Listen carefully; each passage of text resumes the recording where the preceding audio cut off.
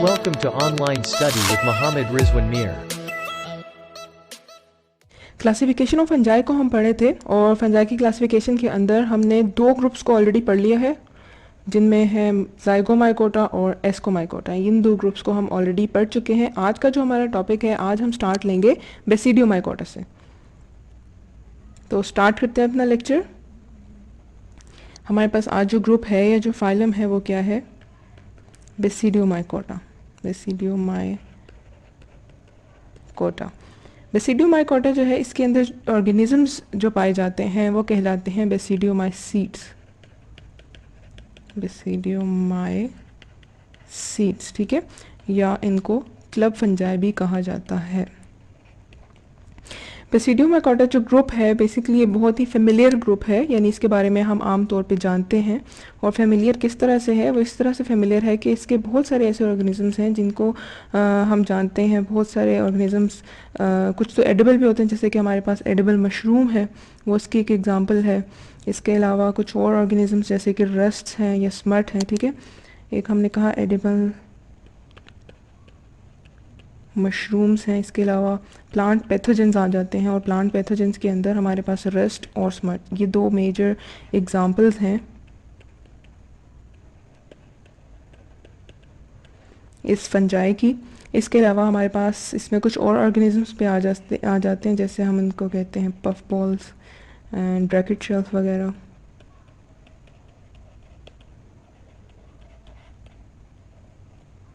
ठीक है, तो ये तमाम ऑर्गेनिजम्स क्या हैं? ये बेसिडियोमाइकोटा के अंदर आते हैं।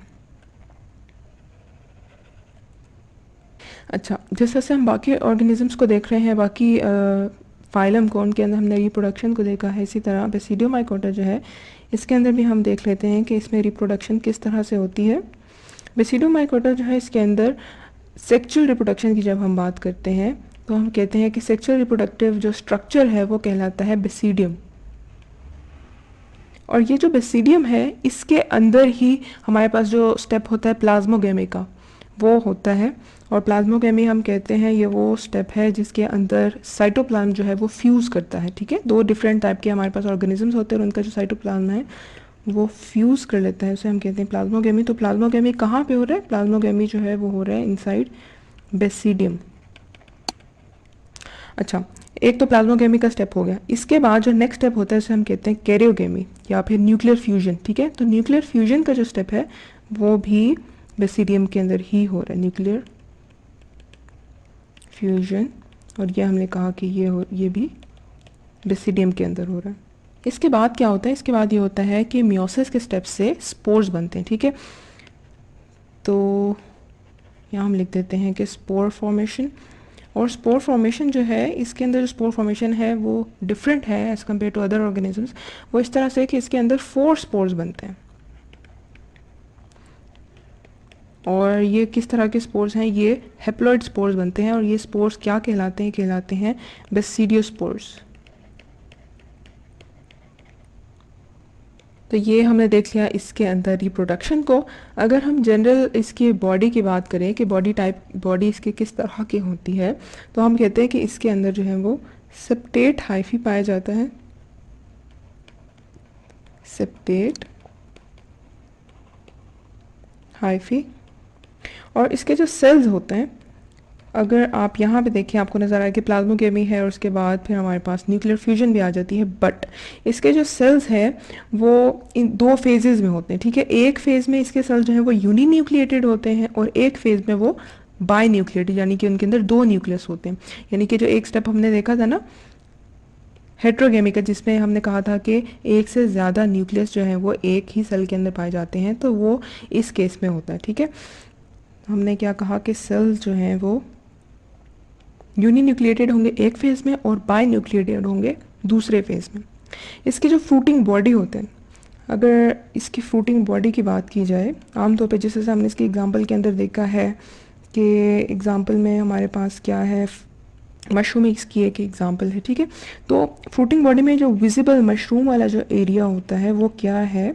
Visible mushroom. ये मशरूम जो होगा वो क्या होगा? वो डायकैरोटिक है। और डायक्रोटिक हम कहते हैं ये वो फेज़ होता है जिस पे साइटोप्लाज्म तो फ्यूज़ हुआ हुआ है लेकिन न्यूक्लियस जो है वो फ्यूज़ नहीं हुआ होता, ठीक है। तो ये डायक्रोटिक माइसीलियम की एग्जांपल। इस एग्जांपल्स अगर हम देख लें कि और कौन कौन से एग्जांपल्स, एक तो हमने मशरूम की बात कर ली, इसके अलावा कुछ और एग्जांपल्स में हमारे पास आ जाते हैं पिसीनिया। पिसीनिया जो है वो रस्ट फंजाई है, और इसके अलावा है हमारे पास उस्टिलागो।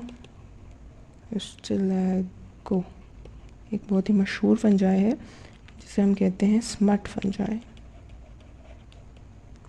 अच्छा, आपको पता है रस्ट को रस्ट क्यों कहा जाता है और स्मट को स्मट क्यों कहा जाता है? इसलिए कहा जाता है कि रस्ट जो है ये आमतौर पे पौधों के ऊपर पाया जाता है और इसका जो कलर है वो ऑरेंज येलो कलर होता है, और ऑरेंज येलो कलर के हमारे पास स्पॉट्स बन जाते हैं, निशान बन जाते हैं पौधों के ऊपर, ठीक है, आमतौर पे लीव्स के ऊपर या स्टेम के ऊपर। तो ये जो इसका ऑरेंज येलो कलर है ये फिर समटाइम्स कन्वर्ट हो जाता है थोड़ा रस्टी रेड सा कलर में, ठीक है। तो ये इसका कलर है, इस वजह से इसका नाम दिया जाता है रस्ट। और ये जो स्मट है, स्मट को स्मट क्यों कहते हैं? इसलिए कहते हैं बिकॉज कुछ डस्टी स्पोर्स, ब्लैक कलर के डस्टी स्पोर्स बनाते हैं स्मट अपने जिस ऑर्गेनिज्म के ऊपर ये एक्ट करता है। लेट्स सपोज अगर ये वीट के ऊपर है, गंदम के ऊपर अगर ये एक्ट कर रहा है तो क्या करेगा कि गंदम के ऊपर जाके ब्लैक कलर के डस्टी स्पोर्स बना देगा, ठीक है। और जो डस्टी स्पोर्स हैं वो रिजेंबल करेंगे सूट या स्मट के, इसी वजह से इसका नाम जो है वो स्मट है। अच्छा, ये जो एक एग्जांपल हमने देखी है उस्टिलागो की, इसको ज़रा हम डिटेल में देख लेते हैं। हमने कहा कि स्मट्स जो हैं वो वीट के ऊपर, गंदम के ऊपर या बार्ले वगैरह के ऊपर एक्ट करते हैं, और वो किस तरह से करते हैं, उसके डिफरेंट स्टेप्स होते हैं, उन स्टेप्स को हम नोट डाउन करते जाते हैं।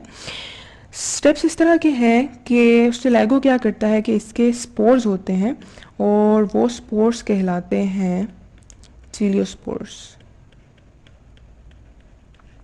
अच्छा, अब टीलियोस्पोर्स क्या करते हैं? टीलियोस्पोर्स जो है वो विंड की मदद से उड़ते उड़ते जाके इन्फेक्ट करते हैं एक हेल्दी प्लांट को, ठीक है, एक हेल्दी प्लांट के ऊपर जाके अपने आप को अटैच कर लेते हैं। अच्छा, हेल्दी प्लांट के ऊपर ये आ गए, हेल्दी प्लांट पे आके क्या करते हैं कि यहाँ पे ये स्पोर जो हैं वो जर्मिनेट होते हैं। अच्छा, जब स्पोर्स जर्मिनेट हो जाते हैं उसके बाद क्या होता है, इनके जो जर्मिनेट हो गया ना, अब ये एक माइसीलियम बन गया। इस माइसीलियम के अंदर से जो हाइफी है वो ये करेगा कि वो पेनिट्रेट कर लेगा, वो जो एक नया हेल्दी प्लांट था ना उसका जो फ्लावर है उसके फ्लावर के अंदर पेनिट्रेट कर लेगा, ठीक है।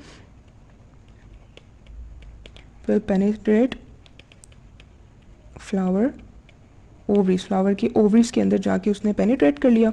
अच्छा, अब ओवरी के अंदर क्या करेगा? ओवरी के अंदर इसका जो माइसीलियम है वो स्प्रेड होगा, और माइसीलियम के स्प्रेड होने के बाद होगा ये कि अपने आप को फैला लेगा, ढेर सारे यहाँ पे हाइफी बन जाएंगे, और होगा कि अपने आप को ये डोरमेंट रखेगा, इट विल रिमेन डोरमेंट, ठीक है।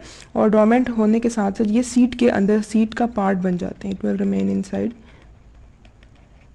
सीड, ठीक है। ये जो प्लांट था हेल्दी प्लांट, इसके अंदर जो एक सीड बन रहा है, अब क्या माइसीलियम ने क्या किया कि माइसीलियम जो है वो इस सीड का हिस्सा बन गया, ठीक है।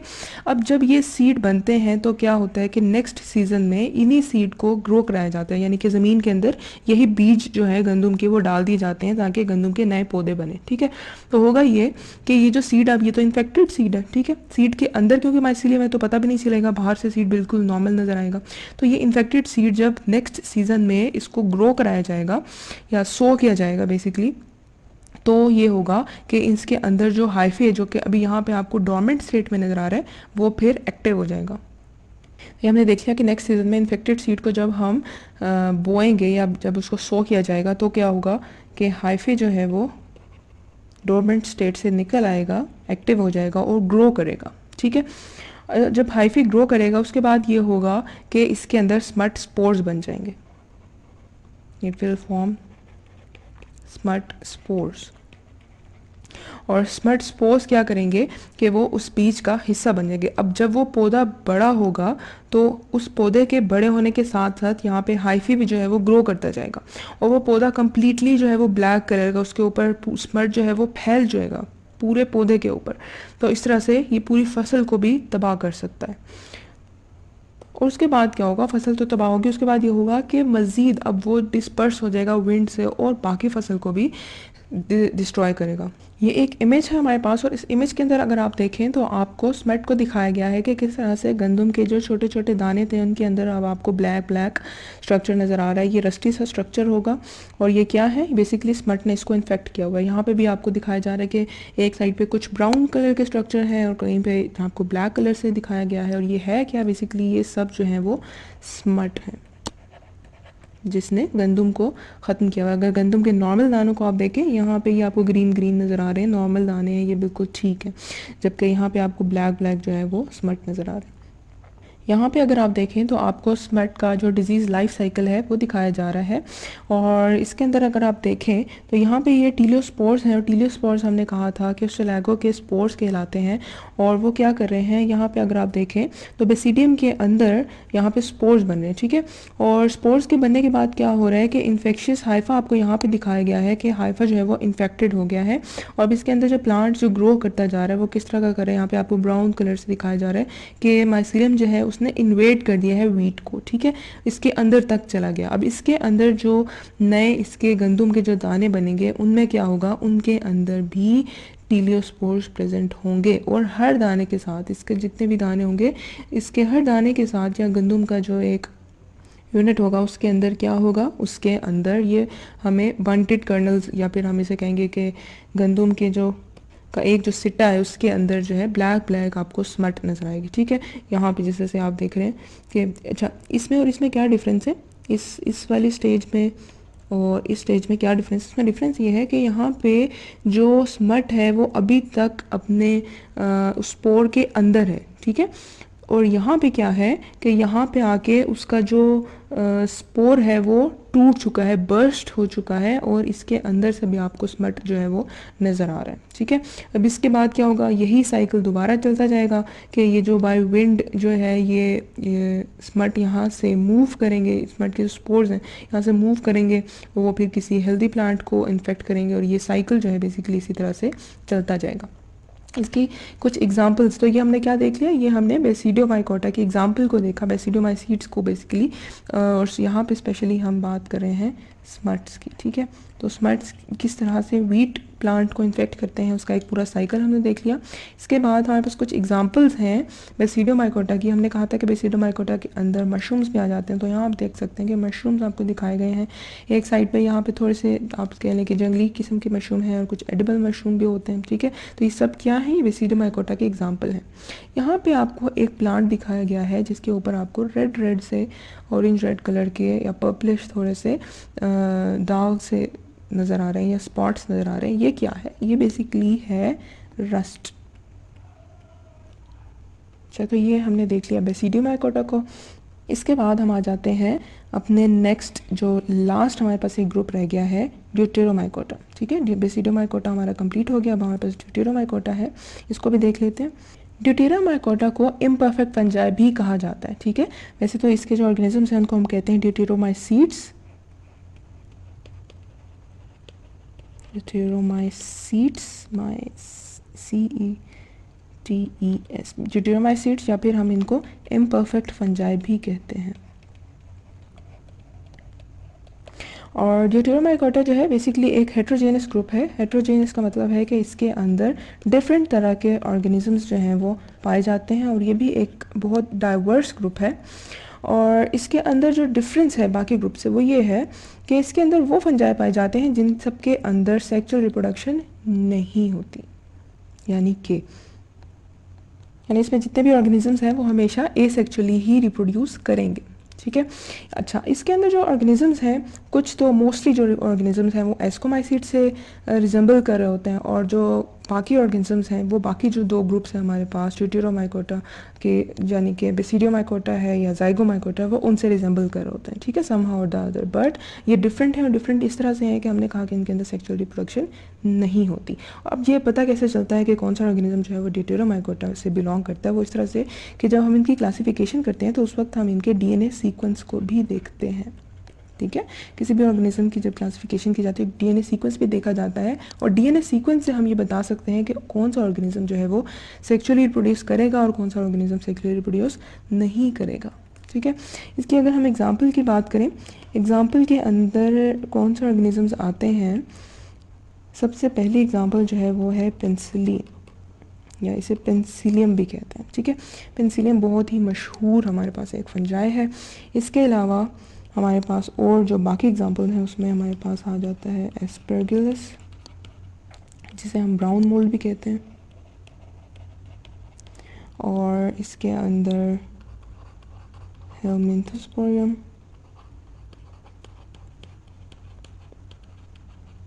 और अल्टरनेरिया फ्यूसेरियम, अल्टरनेरिया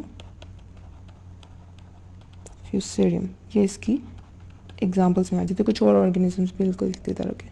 अच्छा, सबसे पहले हमने देखा पेनिसिलियम को, इसकी कुछ और डिटेल्स को भी हम देख लेते हैं।